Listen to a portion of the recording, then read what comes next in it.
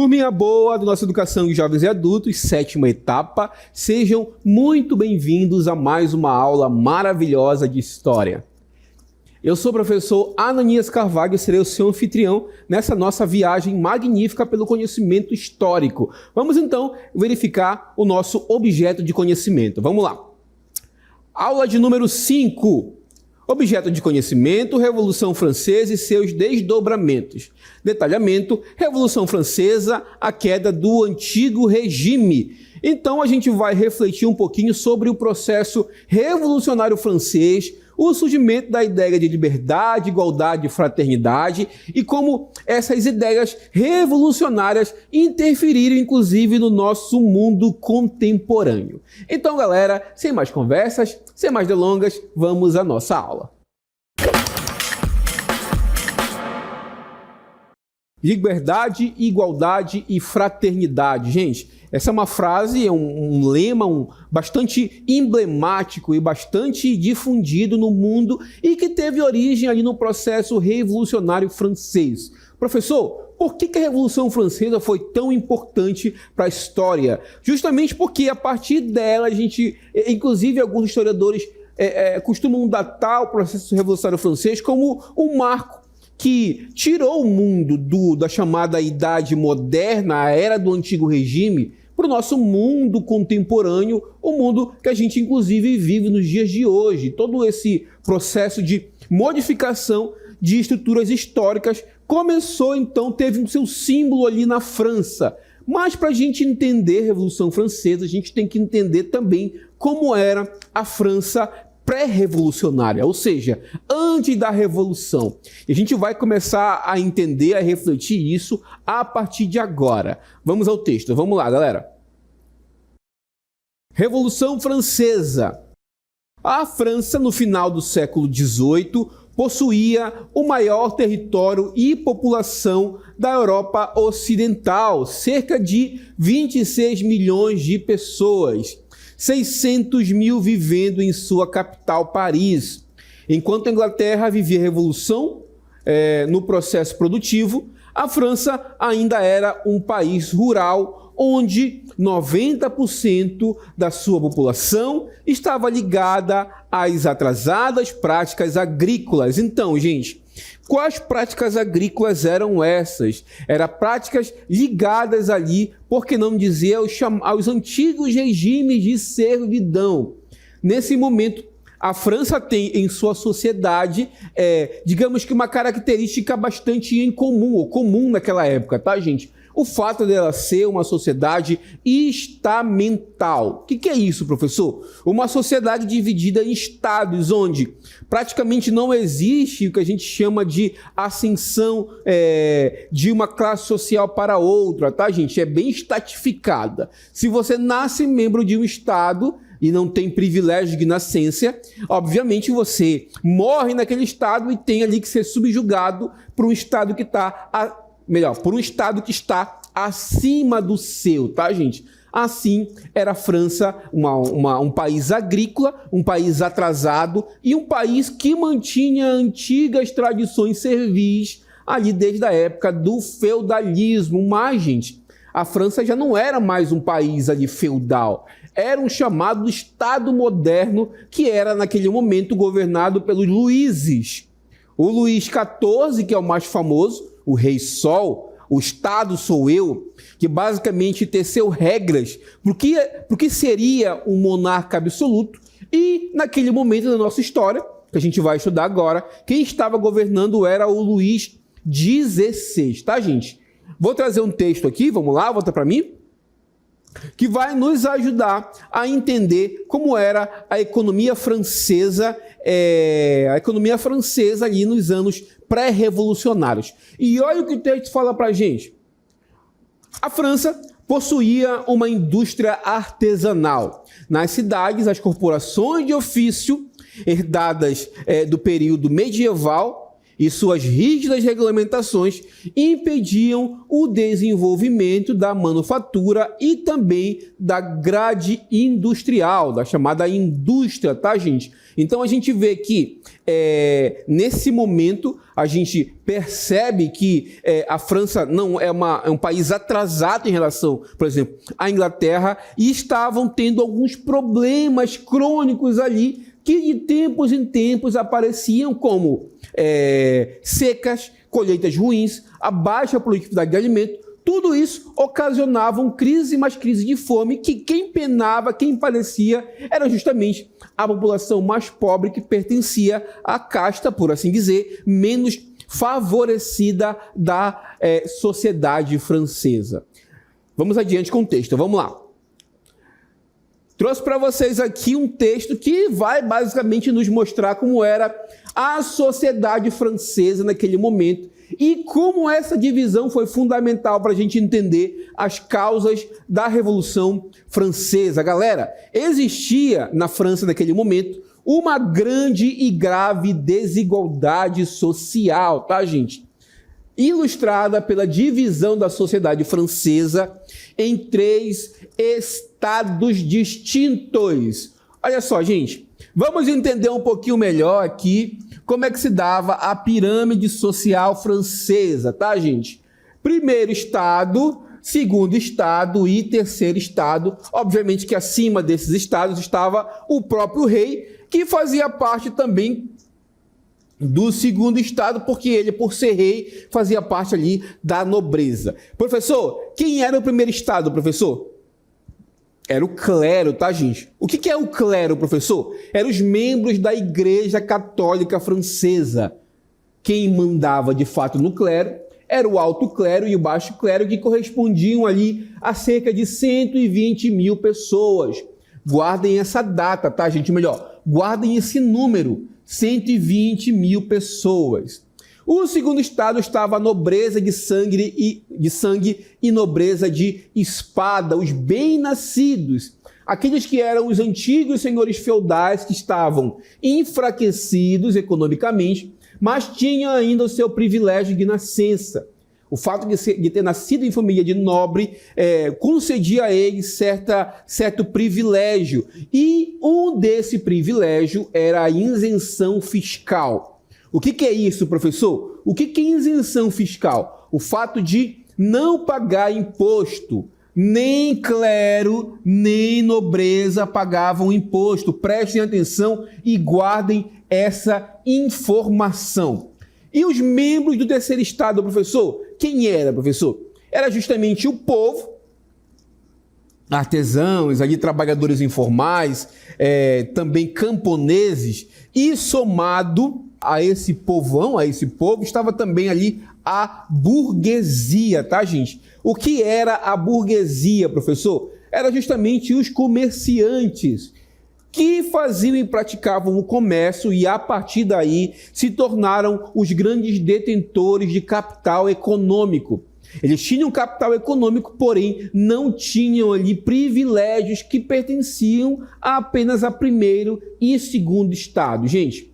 E o principal privilégio, por assim dizer, de primeiro e segundo estado era a isenção fiscal. Ou seja, eles não pagavam imposto. Guardem essa informação que é muito importante para a gente compreender o que motivou esse processo revolucionário, tá, gente? Primeiro estado, o clero. Segundo estado, nobreza. Terceiro estado, burguesia e povão. Vamos voltar ao texto, vamos lá. Pirâmide social francesa, sociedade estamental, como eu falei para vocês. Primeiro estado, clero. Segundo estado, nobreza. Terceiro estado, o restante da população, incluindo a burguesia, tá, gente? Por que a burguesia é tão importante nesse momento da história? Porque ela detém o poder econômico, ela tem dinheiro. Não tem privilégios, porém tem dinheiro e bastante dinheiro e quer agora tomar o poder, pegar para si os privilégios e também governar, fazer da França não um país monárquico absoluto, mas sim um país com bases liberais.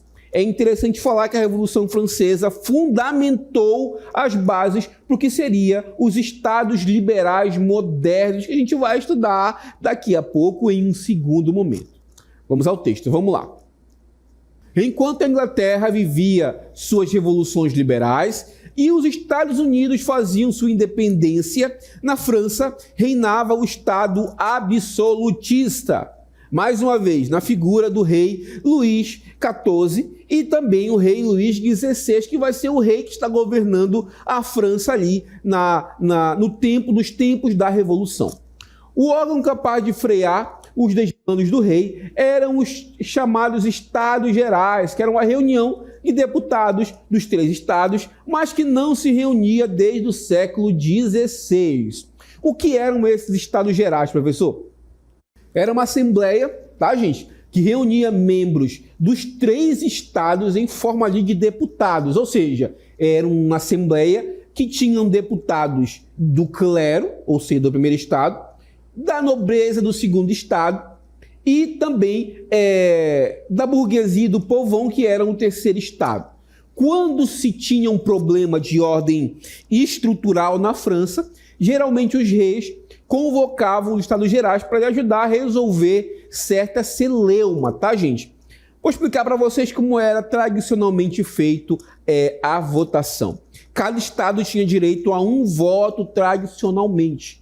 Vocês devem imaginar, professor. Então é o seguinte, quando tem alguma pendenga, alguma celeuma, primeiro e segundo estado, que são ali unicarne, que tem seus privilégios de nascimento, que o primeiro estado recebe o dízimo e o segundo estado recebe as obrigações de serviço, vão se unir e sempre vão, de certa forma, prejudicar o terceiro estado. Sempre acontecia isso. Só que em determinado momento, o terceiro estado, que era a maioria, vai reivindicar uma nova forma de votação. Vamos entender daqui a pouco. Vamos ao texto, vamos lá.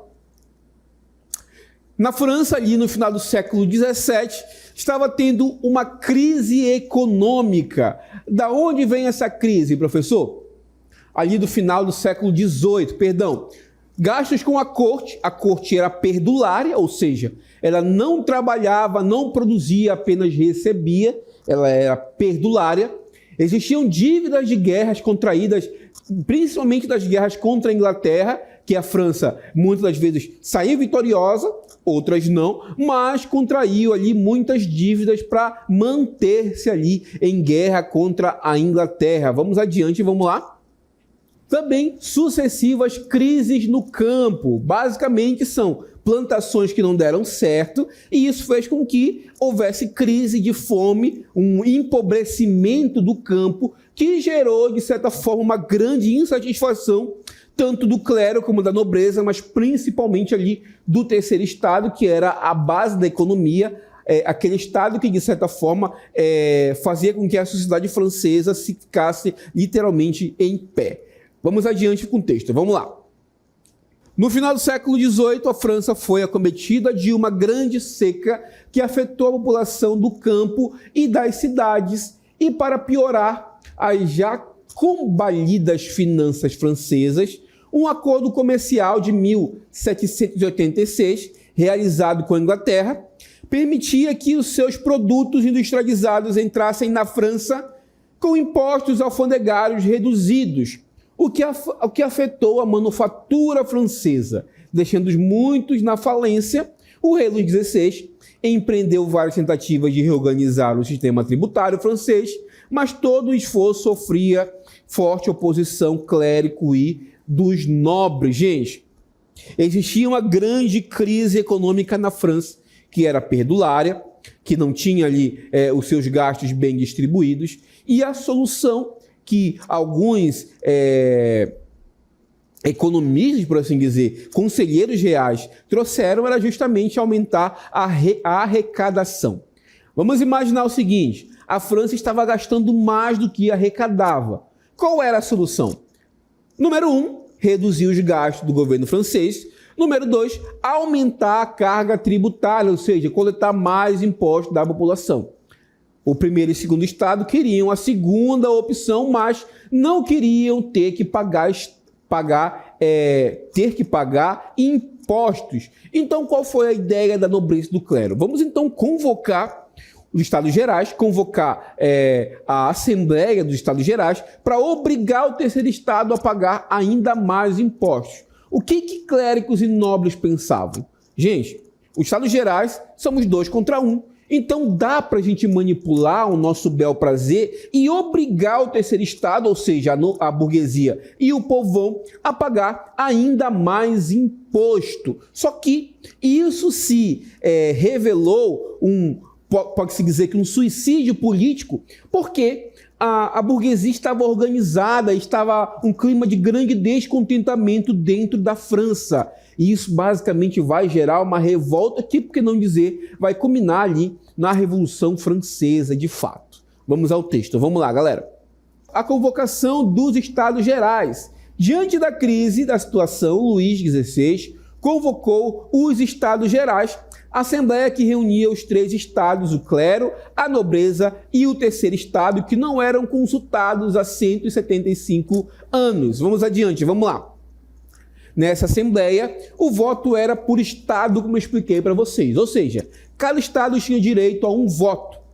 Assim, a nobreza e o clero, que eram um grupo dos privilegiados, somavam 2 votos contra apenas 1 do terceiro estado, professor. Mas na votação, tá, gente? A gente verificou que a quantidade de estados, ou melhor, de deputados eleitos pelo terceiro estado era mais que o número de deputados do clero e da nobreza somados. Então, começou-se o coro para que essa votação mudasse finalmente de estrutura e deixasse de ser por estado e passasse a ser por cabeça. Ou seja, cada deputado tinha direito a um voto. Obviamente que os nobres e os clérigos não aceitavam isso. O próprio rei Luís XVI, que era membro da nobreza, até porque ele, como rei, família real, também pertence à nobreza, não acatou mais. A organização dos deputados do terceiro estado estava tão, por que não dizer, estava tão rígida, que eles acabaram tendo forças ali para combater as autoridades, tanto do rei, quanto também de primeiro e de segundo estado. Vamos ao texto, vamos lá. Na Assembleia dos Estados Gerais, o terceiro estado conseguiu eleger mais deputados do que clero e nobreza juntos, 578 a 561, e lançou então a campanha em defesa do voto por cabeça. Ou seja, nesse sistema de votação, cada deputado tinha direito a um voto. Obviamente que se deve imaginar que nem clero nem nobreza aceitaram essa proposta. Vamos adiante com o texto. Vamos lá, galera. Em 5 de maio de 1789, a sessão de abertura da Assembleia dos Estados Gerais, o rei, com apoio do clero e da nobreza, declarou que a reunião deveria ser restrita ao exame dos problemas financeiros, omitindo assim o debate se o voto seria por cabeça ou por estado. Assim a votação continuaria sendo por estado. Isso desagradou fortemente os membros do terceiro estado, que exigiram que a votação fosse por cabeça. Como o rei não aceitou, eles então se autoproclamaram em Assembleia Nacional Constituinte. Vamos adiante com o texto, vamos lá.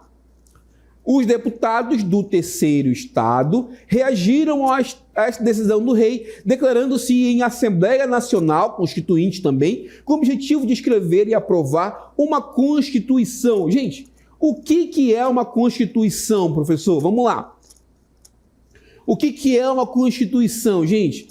Uma Constituição é a carta magna de uma nação, de um estado. Digamos assim que é um conjunto de leis que regem um país. E na França não existia Constituição. Por que não existia Constituição na França, pessoal? Porque a França era uma monarquia absolutista.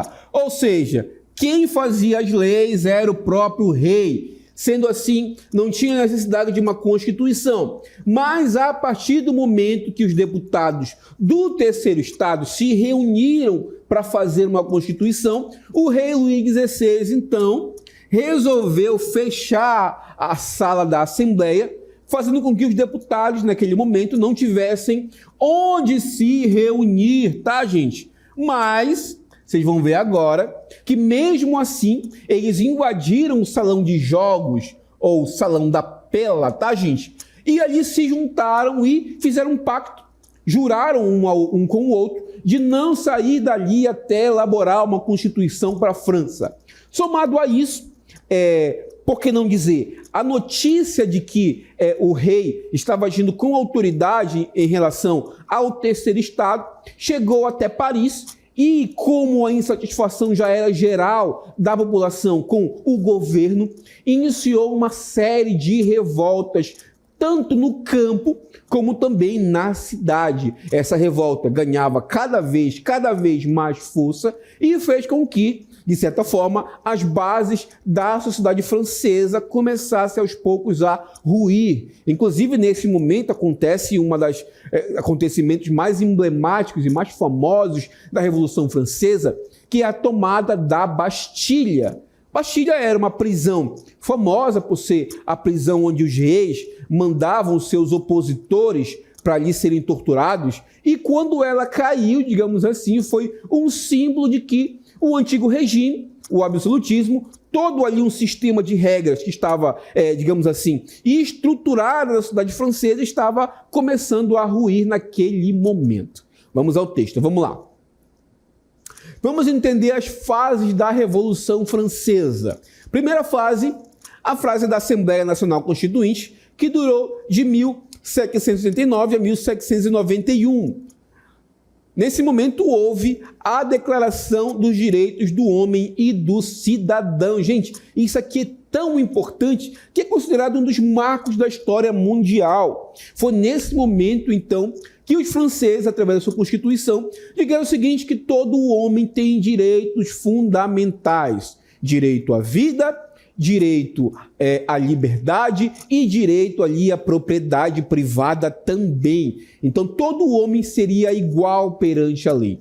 Professor, mas não era assim antes da Revolução? Não, tá, gente? Não existia igualdade entre pares. Existia, sim, os chamados privilégios de nascença. E a partir ali dessa Declaração dos Direitos do Homem e do Cidadão e da Constituição Civil do Clero também, foi que, de certa forma, na França, todos os homens passaram a ser iguais perante a lei, ou pelo menos na teoria era assim. A gente sabe que na França, a partir de então, a burguesia vai tomar conta, e por que não dizer, vão começar a assentar as bases do que iria ser o Estado liberal francês. Vamos adiante. Essa Constituição previa a igualdade de todos perante a lei, o voto censitário, a confiscação de terras eclesiásticas, o fim do dízimo, a Constituição Civil do Clero, dentre outros pontos. Nesse momento, a gente vê que há levantes populares em Paris e ocorre a tomada da Bastilha em 14 de julho de 1879. Levantes populares no campo ocasionou uma fase da história francesa conhecida como o Grande Medo. Medo de quem, professor? Justamente dos nobres, dos clérigos, que temiam ali a ação da população contra os seus privilégios. E como é que o rei se portou em relação a isso, professor? Será que ele aceitou tudo de bom grado? Será que ele não reclamou de nada? Obviamente o rei, a princípio, resolveu acatar as decisões da Assembleia, mas aos poucos começou a tramar ali contra a Revolução e, de certa forma, a conspirar para que outros países invadissem a França, pondo cabo ali no processo revolucionário. Vamos adiante com o texto, vamos lá. Fase da Revolução Francesa, segunda fase, a fase da monarquia constitucional, que vai de 1791 a 1792. A Constituição Francesa de 1791 limitou o poder do rei, transformando a França em uma monarquia constitucional, liquidando o absolutismo francês. O que é uma monarquia constitucional, gente?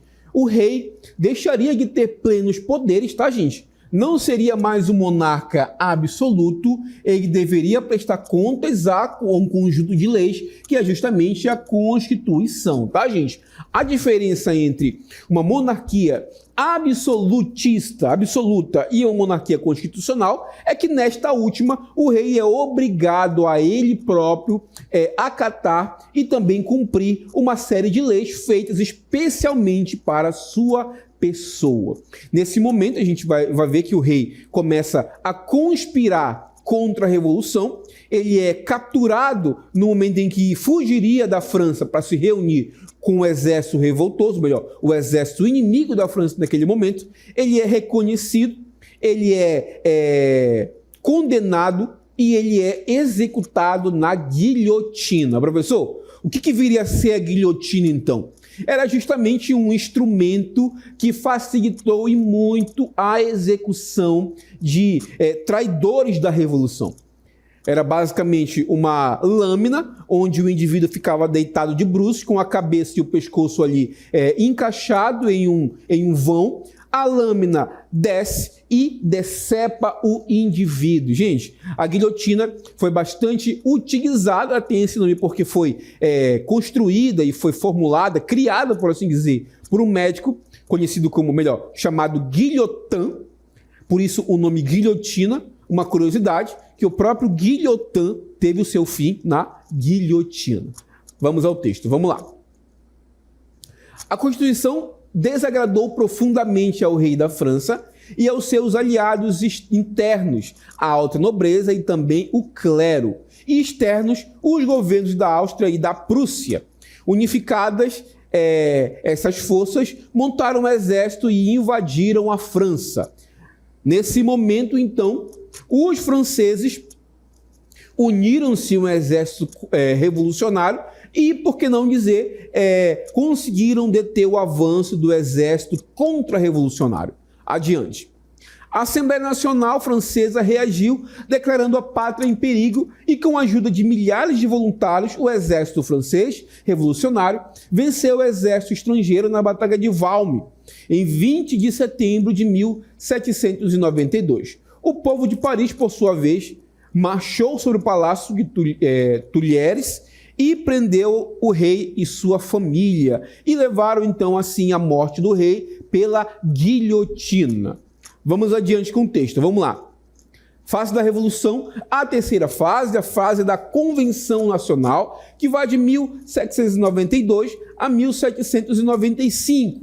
Novo parlamento eleito pelo voto direto universal masculino, partidos políticos jacobinos, esquerda, pequena e média burguesia, vamos lá. Pântano, que é o centro, definição política, e girondinos, a alta burguesia. O rei foi julgado e condenado e também guilhotinado. Vou trazer para vocês esses três conceitos para a gente conseguir compreender o conceito de girondinos, de jacobinos e de pântano. Professor, quem eram os jacobinos?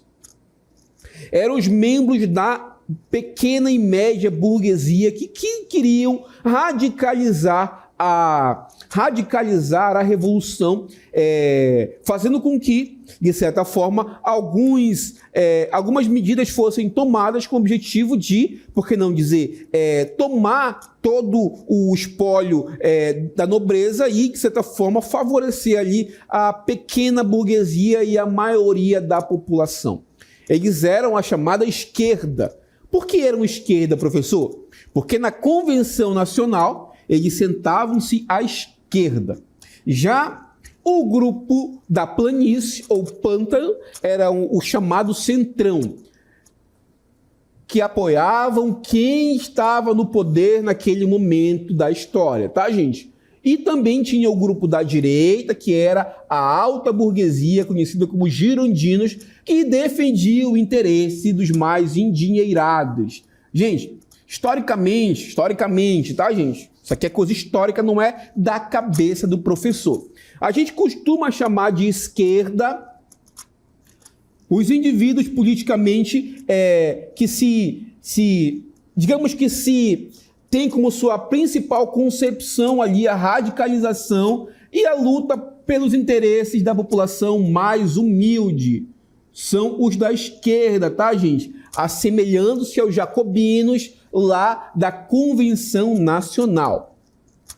O grupo do centro é aquele que, por conveniência, apoia quem está no poder, e o grupo da direita é aquele que apoia os interesses da alta burguesia, ou seja, dos endinheirados. Obviamente, essa concepção ela teve algumas modificações ao longo do ano, mas surgiu esse conceito de direita, esquerda e centro ali na Revolução Francesa, e eu tenho certeza que em algum momento da vida de vocês já ouviram falar, fulano de tal é de esquerda, fulano de tal é de direita, e o ciclano é do centrão.